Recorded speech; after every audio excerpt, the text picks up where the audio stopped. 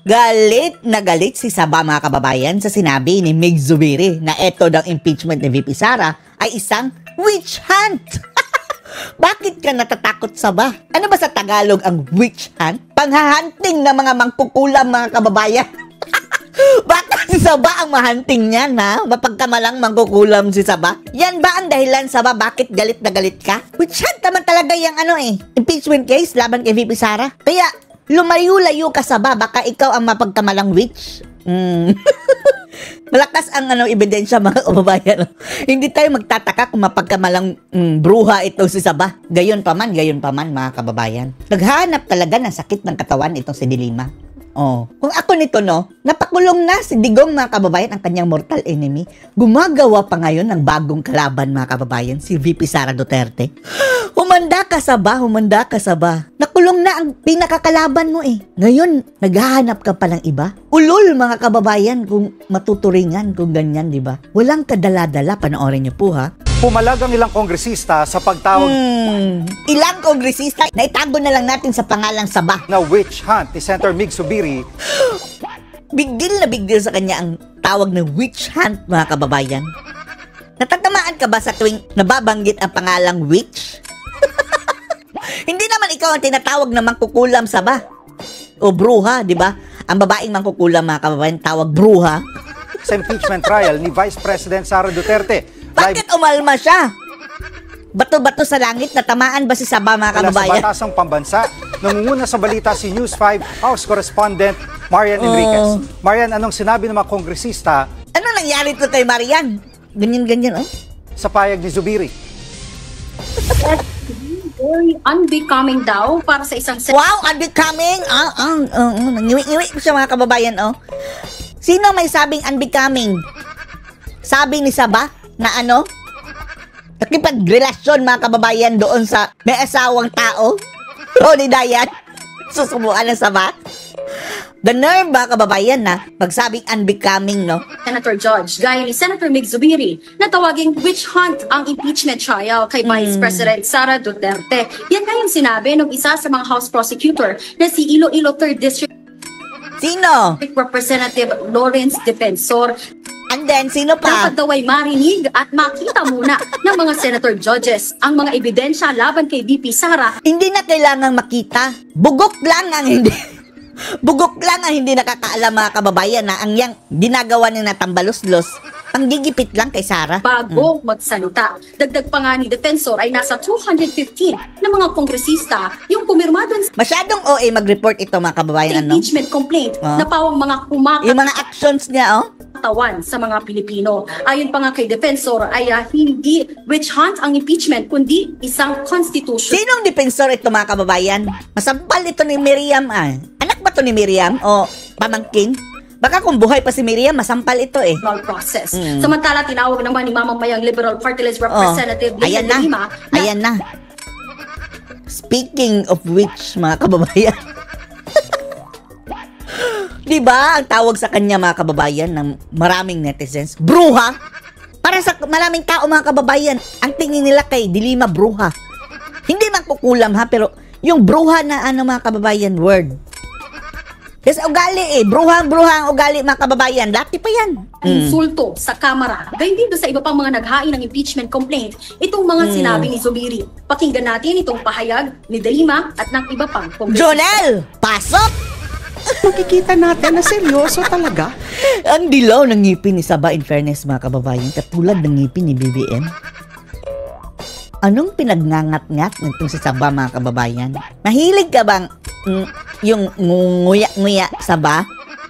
Pero napapansin natin itong si Saba mga kababayan, palagi niyang dinidilaan ang kanyang labi. Kagaya din ni Kerwin Espinosa mga kababayan. Yan ang papansin natin dito kay Saba, palaging dry lips. Seryoso talaga. Yung mga grounds, may mga seryoso talaga ang mga grounds? Wala pa nga sa COA? Report? Final report? Anong grounds pinagsasabi mo, Saba? Pinipilit kasi nila mga kababayan. Yan, yung mga complaints na yon. And then they will accuse us of a witch hunt. Witch hunt? Panalamin ka! Kung hindi ka mukhang Ay nako. Kung ako sa'yo, Saba, maglaylo ka na. Huwag ka nang sumali-sali dyan sa mga panggigipit laban kay VP Sara Duterte. Hindi naman kayo siguro magkalaban ni VP Sara, ay si Digong lang ang kinakalaban mo. Pwera na lang mga kababayan kung hibang talaga itong si Saba, no? Ano ba to? Parang gusto na sakit ng katawan? Masokista? Gusto siguro makulong ulit mga kababayan. Bilog ang mundo, Saba. Ilang taon na lang, presidente na si Sara. Yan na lang isipin mo, Dilima. Pero hindi natututo mga kababayan eh. Ganyan siguro talaga no kapag dilaw. That's so unfair. Pwede yung siguro dun sa mga ginawa nila sa akin, the past administration, kinasuhan ako. Ang mukhaong, alam nyo ba mga kababayan na ano pala? Itong issue ni Saba, sabi ni Topacio mga kababayan, kahit hindi pa presidente si dating Pangulong Duterte, mayroon na pala itong issue mga kababayan doon sa Bilibid 12. Oh, matagal na pala yung kinanta mga kababayan ng mga inmates sa Bilibid. Itanong nung kay Topacio, mayroon siyang record niyan mga kababayan. Pinanagot lang nung panahon ni dating Pangulong Digong. Tapos gayon sasabihin niya, oh, gawan-gawan ako ng kato. Oh, sino ba ang nagtatambay doon sa Bilibid? Saba. Sino ba ang nakipagjowa sa mga kababayan? Driver. At ang sabi mga kababayan, yung driver niya ang siyang gumagawa ng kababalaghan doon sa Bilibid. Ijowa niya eh. So damay din siya. Na mga trumped up bogus charges. Yun ang ibig sabihin ng witch hunt, which is far. Far! Ang daming tumistigo laban sa'yo. Ewan na natin, pagpupo ni BBM mga kababayan, biglang nawala yung iba. Biglang bumaliktad. Alam naman natin kung bakit. Common sense will tell From the you. very characteristics of this impeachment trials. Ang nangyayari sa impeachment. Animal, ito ang kapalit ni Raulul Manuel mga kababayan. Oh. Batang-bata pa mga kababayan, nasira na. Oh.